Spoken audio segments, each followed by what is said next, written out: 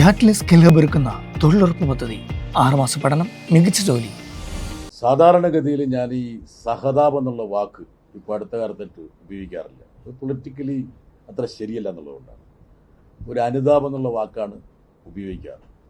പക്ഷേ PMC സംബന്ധിച്ച് UDFന്റെ VD Satheesan സർക്കാരിൻ്റെ തീരുമാനം അറിഞ്ഞപ്പോൾ സഹതാപം എന്നുള്ള വാക്ക് എനിക്ക് ഉപയോഗിക്കാതിരിക്കാൻ കഴിയുന്നില്ല. അതായത് എന്ത് ദയനീയമായൊരു പതനമാണ്. ഞാൻ നേരത്തെ തന്നെ പറഞ്ഞിട്ടുണ്ട്, ലോക ചരിത്രത്തിൽ ഒരു ജനാധിപത്യ ഗവൺമെൻറ് ഇത്രയും ഹ്രസ്വകാലം കൊണ്ട് ടേൺ അടിക്കുന്നുണ്ടെങ്കിൽ അതിനുള്ള അവാർഡ് കേരളത്തിലെ UDF ഗവൺമെൻറ്റിന് കൊടുക്കേണ്ടതാണ്. അവർക്ക് അതിനുള്ള അർഹതയുണ്ട്. UDF എന്നുള്ള ആ പേര് തന്നെ സംജ മാറ്റി UTF ടേൺ ഗവൺമെൻറ് എന്നെടുക്കേണ്ട സമയമായി. പക്ഷേ കേരളത്തിലെ ജനങ്ങളെ ഇത്ര നഗ്നമായി നികൃഷ്ടമായി വഞ്ചിക്കുക എന്നുള്ളൊരു പരിപാടിയിലാണ് UDF വ്യാപൃതരായിരിക്കുന്നത്.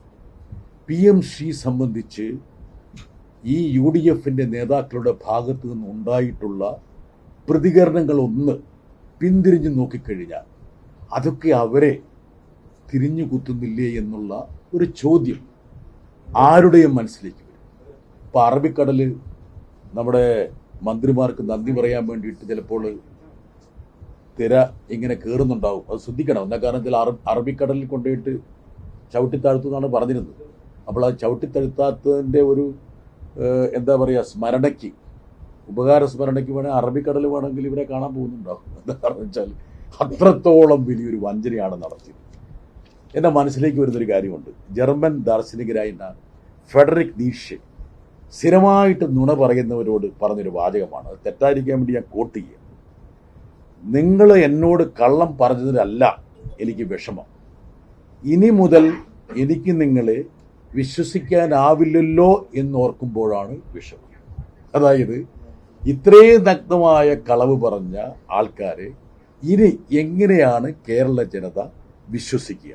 ഇനി കേരളത്തിലെ വിദ്യാഭ്യാസ മന്ത്രിയെ ഒരു പ്രവാചകൻ നബിയുടെ ഒരു വചനം കൂടി എനിക്ക് ഓർമ്മിപ്പിക്കാൻ ആഗ്രഹമുണ്ട്.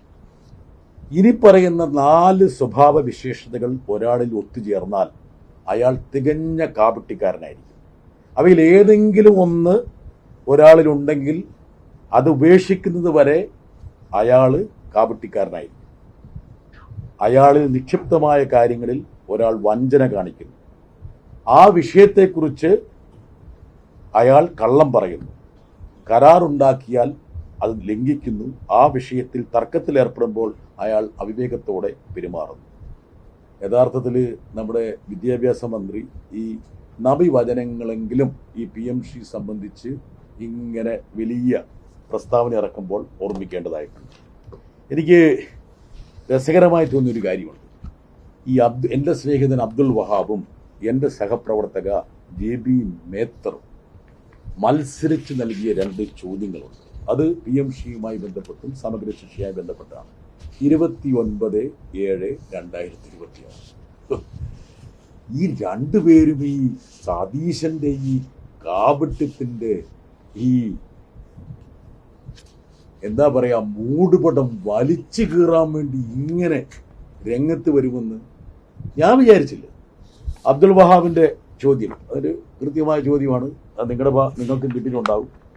ആ ചോദ്യത്തിന്റെ അവസാന ഭാഗത്ത് പറയുന്ന ഒരുപാട് കാര്യങ്ങളുണ്ട്.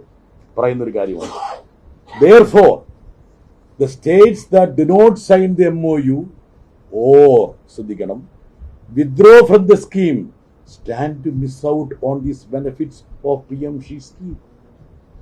PMCയില് MOU നമുക്കെല്ലാം അറിയാം. MOU എന്ന് പറഞ്ഞ ധാരണാപത്രമാണ്. അതിൻ്റെ അനന്തര നടപടികളിലേക്ക് കടക്കുന്നതിന് മുമ്പ് അല്ലെങ്കിൽ അവസാന കരാറിലേക്ക് പോകുന്നതിന് മുമ്പുള്ള പ്രാഥമികമായ ഒരു നടപടിക്രമം മാത്രമാണ് MOU എന്നറിയാം. കേരളത്തിലെ വിദ്യാഭ്യാസ വകുപ്പ് നേരത്തെ MOUയിൽ ഒപ്പുവെച്ചു. പിന്നീട് അവിടെ മുന്നണിയിൽ ചർച്ച വന്നപ്പോൾ അത് വേണ്ടതില്ല എന്ന് തീരുമാനിച്ച് അത് മരവിപ്പിക്കാൻ വേണ്ടിയുള്ള കത്തും കൊടുത്തു. ഇപ്പോൾ കൃത്യമായി കേന്ദ്ര ഗവൺമെന്റ് പറയുകയാണ്, അതായത് ഈ MOUയിൽ നിന്ന് പിൻവാങ്ങിയ എന്നുള്ള വാക്ക് ഈ പറയുന്ന കേന്ദ്രമന്ത്രി ഉപയോഗിക്കണമെങ്കിൽ, അതായത് Jayant Chaudhary minister of state in the ministry of education. ഇത് ഈ പ്രൊവിഷൻ ഇല്ലാത്തതുകൊണ്ട് ഇത് മാത്രം ഇവരുടെ ഇങ്ങനെ തുറച്ചു നോക്കിക്കൊണ്ടിരിക്കുകയല്ലേ. എങ്ങനെയാണ് ഇവർ ഇത്രത്തോളം കളവ് പറയുന്നത് കേരള സമൂഹത്തോട്? ഇതുപോലൊരു വഞ്ചന ഇവർ കാണിക്കാൻ കഴിയും. ഈ വിഷയത്തിന്റെ മുകളിൽ യഥാർത്ഥത്തിൽ കേരളത്തിൽ വർഗീയ ചേരിതിരിവ് കൂടി സൃഷ്ടിക്കാൻ ശ്രമിച്ചവരാണ്. ഇവരെ വിശ്വസിച്ച് എങ്ങനെ കേരള ജനതയ്ക്ക് മുമ്പോട്ട് പോകാൻ കഴിയും? ഈ ഒറ്റ കാര്യത്തിൽ ഇത്രത്തോളം കളവ് പറയുന്നുണ്ടെങ്കിൽ മറ്റു കാര്യങ്ങളിൽ ഇവർ എത്ര ടൺ കണക്കിന് കളവുകളായിരിക്കും പറയുക. എനിക്ക് എൻ്റെ കേരളത്തിലെ മാധ്യമ സ്നേഹിതന്മാരോട് പറയാനുള്ളൊരു കാര്യമുള്ളൂ. അതായത് PSCയും മുൻ മുഖ്യമന്ത്രിയുടെ സുരക്ഷാഭടന്മാരിൽ ആരോപിക്കപ്പെടുന്ന കുറ്റമൊക്കെ വെച്ചിട്ട് ഇവരുടെ ഈ നഗ്നത നിങ്ങൾക്ക് ദീർഘകാലം മറച്ചു വെക്കാൻ കഴിയും. എക്സ്പോസ്ഡ് ആയിരിക്കുകയാണ്.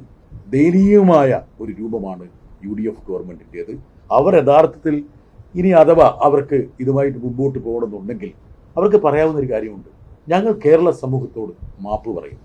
ഒരു പൊതു മാപ്പ് പറയുക. ഞങ്ങൾക്ക് വീഴ്ച പറ്റി, ഞങ്ങളെടുത്ത നിലപാട് തെറ്റായിരുന്നു, ഞങ്ങൾക്ക് ഇതുമായിട്ട് മുമ്പോട്ട് പോകേണ്ടിയിരിക്കുന്നു, അല്ലെങ്കിൽ മുമ്പോട്ട് പോകാൻ ഞങ്ങളുടെ മുകളിൽ സമ്മർദ്ദമുണ്ട്, BJP പറഞ്ഞാൽ ഞങ്ങൾക്ക് കേൾക്കാതിരിക്കാൻ പറ്റില്ല, ഏറെക്കുറെ BJP ആണ് ഞങ്ങളുടെ സർക്കാരിനെ പിന്നിൽ നിന്ന് നയിക്കുന്നത്, അതുകൊണ്ട് ഞങ്ങൾ കേരളത്തിലെ ജനങ്ങളോട് മാപ്പ് അപേക്ഷിക്കുന്നു എന്നൊരു വാചകം പറഞ്ഞിട്ട് മുമ്പോട്ട് പോയിക്കൂടായിരുന്നോ? അല്ലോടോ ശരത്തെ, അങ്ങനെ മുമ്പോട്ട് പോയിക്കൂടായിരുന്നോ? അതിന് വേറെ ഇങ്ങനെ നബിവചനങ്ങൾ പോലും ലംഘിച്ച് ഇളഭ്യരായി ഇത്രയും പച്ചക്കള്ളം പറഞ്ഞ് ഈ കേരളത്തിലെ ജനങ്ങളുടെ ഈ പരിഹാസം ഇങ്ങനെ ഏറ്റുവാങ്ങേണ്ടതാണ്. അല്പമെങ്കിലും ഉളുപ്പുണ്ടെങ്കിലുണ്ടല്ലോ യഥാർത്ഥത്തിൽ മുസ്ലിം ലീഗ് ഈ പരിപാടി അവസാനിപ്പിക്കും.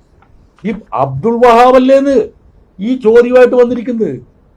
ചെകിട്ടത്തല്ലേ കൊടുത്തിരിക്കുന്നത്? മുസ്ലിം ലീഗിന്റെ ചെകിട്ടത്ത് കൊടുത്തിരിക്കല്ലേ അബ്ദുൾ വഹാബിന് ഇത്രത്തോളം ശക്തി ഉണ്ടെന്നുള്ള കാര്യം എനിക്കറിയില്ലായിരുന്നു കേട്ടോ. പക്ഷെ വല്ലാത്ത മാരക പ്രഹരമായിപ്പോയി ഈ അബ്ദുൾ വഹാബിന്റെ ചോദ്യം. അതുപോലെ JB മേത്തറിന് സതീശിനോട് അത്രയൊന്നും ഇഷ്ടമല്ല. JB മേത്തറിന്റെ കൂറൊക്കെ ആരോടാണെന്നുള്ള കാര്യം നിങ്ങൾ തന്നെ ഇടയ്ക്ക് വാർത്തയെ കൊടുക്കുന്നുണ്ട്. അതുകൊണ്ട് JB മേത്തറിന്റെ ചോദ്യം വളരെ ആസൂത്രിതമായ ചോദ്യമായിരിക്കാം. എന്താ കാരണം എന്ന് വെച്ചാൽ അവർക്ക് കൂറുള്ള ആൾ ഇപ്പം ഡൽഹിയിലാണ് ഉള്ളത്. അതുകൊണ്ട് അതിനു വേണ്ടിയിട്ടുള്ള ഒരു ചോദ്യമായിരിക്കാൻ സാധ്യതയുണ്ടെന്ന് നിങ്ങൾ എന്നോട് പറഞ്ഞപ്പോൾ എനിക്കത് വിശ്വസിക്കാതിരിക്കാൻ പറ്റാത്തൊരു സാഹചര്യത്തിലാണ് ഞാൻ പെട്ടിരിക്കുന്നത്.